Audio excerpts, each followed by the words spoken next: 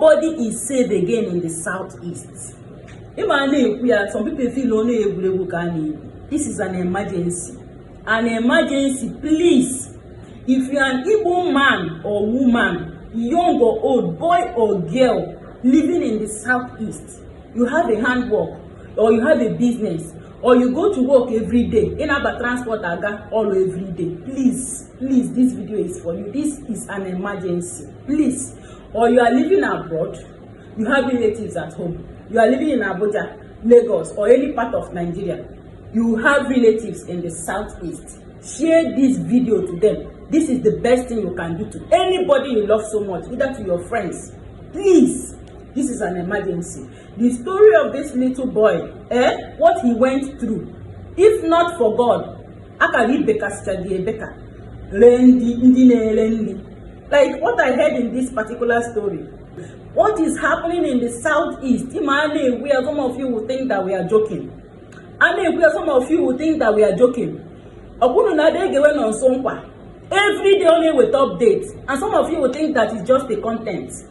All of those things on Egu, they are real, they are true. Listen to the story of this boy, and like I said, please do well to be sharing this video. Please and please and please. Okay, I'm Joshua. So we have on Friday, Bengawara Tan Kanga. So manam na moto akwa no nye nanti okay no na akoko ya na emeko so call ahụ mega uche ma adịghị ya duto akụmihe nanti so ya bịa tapụ na after mechara call tapụ ọnụ na mgbe ọ tapụrụ na arụ akwe ma respond ya tapụkwa ọnụ ọzọ na-atọ ọnụ ya sị na ana m alụ maka nsị n'ọhịa nna ya sị na oke na utana na enye na nga nfi nsi ya onye na tasi oke na okole ka m ga-eji ahụhụ ya nsi ya o depend siri ogere onye chọrọ ka arụ anaghị so ya si oke ihe mere na ọ ga-enye m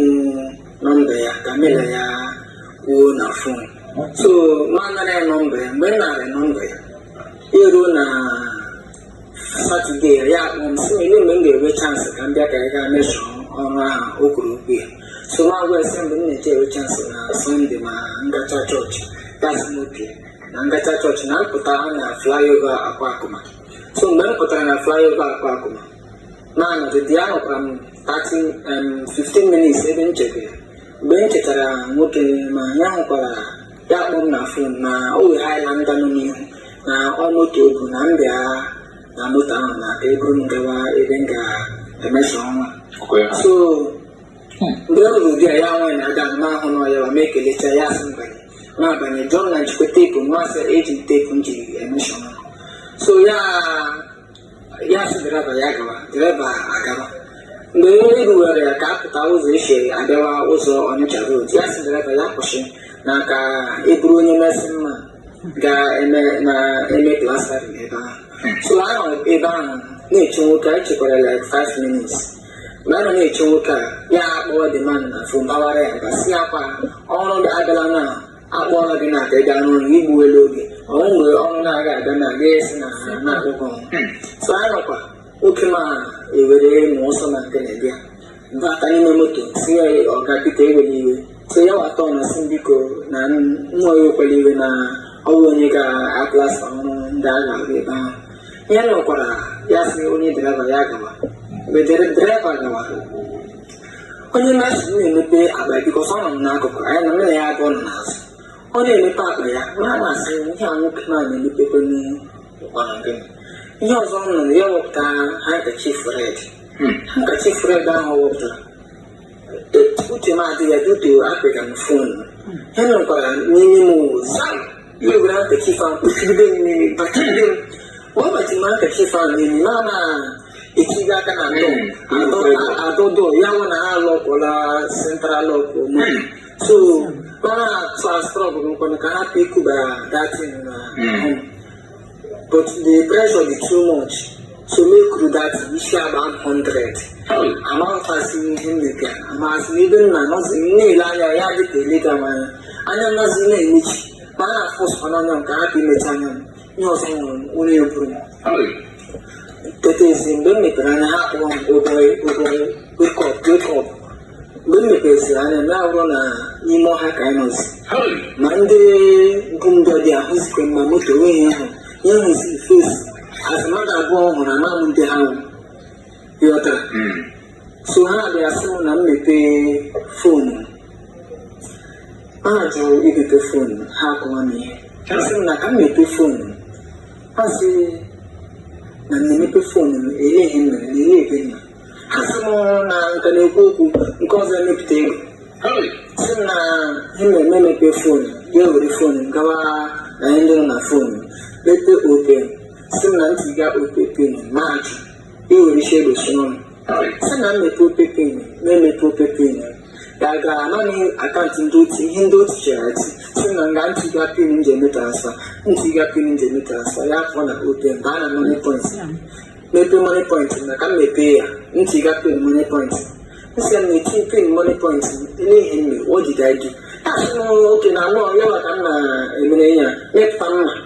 obi ju ya na pcc na-emepe money point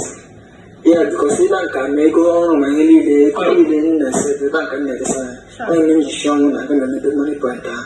so mgbe m mechara bịa mepe money point ahụ etikwa akaụntụ ndị otu tiga asị m na ntiga pin m ji eme transfa metiga pin mgbe m tichara pin ha ekechie m anya kefie m azụ sị m na ndawa ha kpọrọ mbawa n'ime ebe anyị gara n'ụkwụ n'ime ọhịa ime ọhịa ụjọ na-atụ nsị ebe nke anyị na-aga nakwa apụta so mgbe anyị garuru ebe ha sị m na nnọdụ ọdụ anọghịkwa m ọdụ anọrọ m ọdụ ahụ for more than 6 hours onwe tụpụrụ m ọnụ mana ebe ahụ nọ na-anụ olu ụmụ nwaanyị na-anụ olu ụmụ nwaanyị nke na-ebe akwa na-anụ olu ụmụ nwaanyị so anọgidere m ebe ahụ ya sị m na mbilie mebilie mgbe m biliri ọtọ ya sị m na ha ekepe m anya kepe m aka na adịba na pit o wepit ha gwuru ha mechara epit plasta mmadụ abụọ nọ n'ime ya ọredi ha si richilada ha tiri na nrikpo na pit ha so ma rikpo n'ọdị ọdị ebe ahụ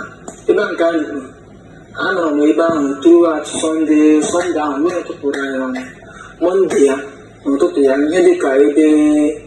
12 ka 11 ha na-atụkpute bred tụkpute mmiri awụre na aka mgbe a tụkputere ya dada ma nọ na-eri mụ akwanụ ahụ agwụla m ebe ahụ nọ so ma anaghị ya bred ahụ taa ha tụpụkwara ya ọnụ na mgbede ya ha ga-atụpụtara ya tụbata ya mmiri akpụ ekechiri na lailọn akpụ mmiri ekechiri na lailọn tụbata ya ebe ahụ the same thing ka ha mekwara na Tuesday then iruo na Wednesday ya ha kpọpụtara mena wanga ya anyị atọ kpọpụtacha ya atọ akpọpụtacha kpọrọ mena wanga ya nke nọ dị ya gaa one side the guy ya ọlaiti Igbo ya sị ka anyị Igbo si anụmanụ Igbo enye the guy ya sọ na were ma sịga ndị ọlaiti tara mgbe ahụ nke ọfọ sụwara sị ma nwụọ ya na ọ ga-egbuwa m isi ma ṅụọ sịga nyaghachi ya enye the guy ga-achịwa ya ọchị saa ya anyị ga-achị ebe ahụ ndị ọzọ nọ n'ọdị anyị ga-achị ebe ahụ ndị ọzọ nọ n'ọdị ewere anya anyị niile kwatịghachi n'ime pit ahụ before you know it akpọrọkwa mmadụ abụọ ọzọ bi ebe ahụ kụwa ha ihe akụrụ ndị ezigbo nso otu unu baga anyị ọgụ kụwa ha ihe so mgbe a nọ na-akụ anyị ahụ ọ na-anụ maka olu ụmụ nwaanyị kemgbe niile nọrọ ebe a nọ n'ebe ahụ Mọnde nọ Tuesday a nọrọ n'ebe ahụ Wednesday na-anụ olu ụmụ nwaanyị mana enwe nke nji anya m na-anụ olu ụmụ nwaanyị mana enwe nke nji anya m so ya eruo na isi ụtụtụ Tọzdee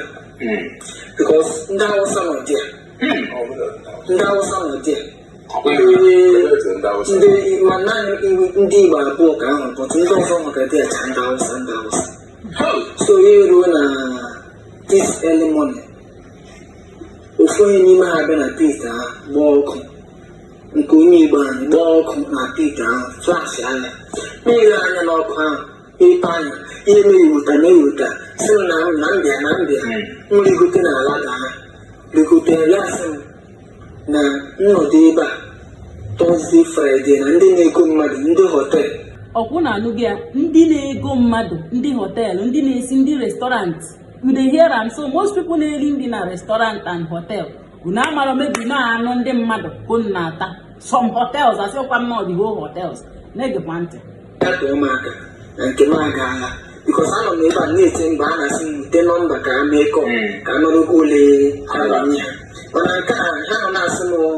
ihe dịka agwaga m nọdụ ebe a ndị họteelụ na ndị ketere bịa ha tụọ m aka na nke ha gara ha na-ebu mmadụ ndị ahụ ndị ga-egbu so ya were dị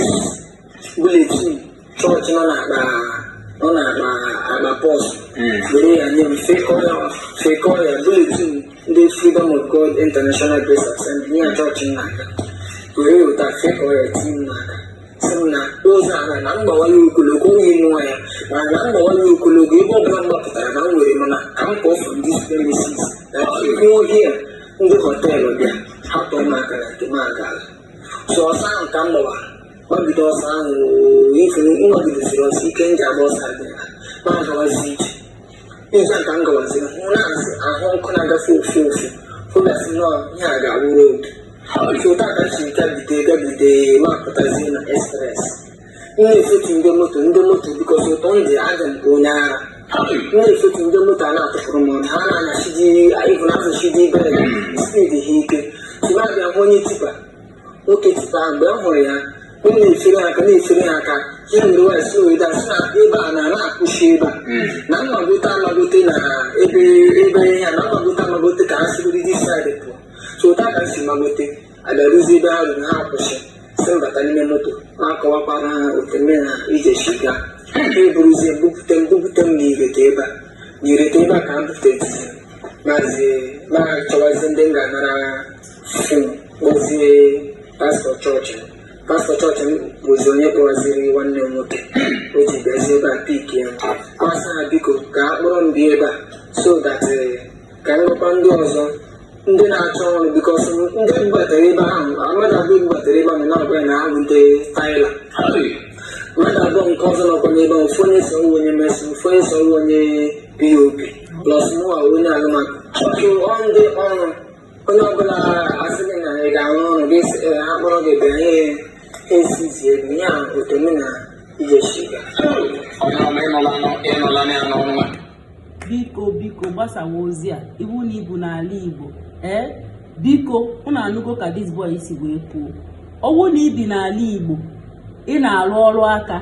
ma ị nwe biznes ma ị na-aga ọrụ everyday anybody can be victim please gbaa mbọ gbasaa this video to them ka onye ọbụla dịkwa careful amazi ndị a na-ayazi n'ala Igbo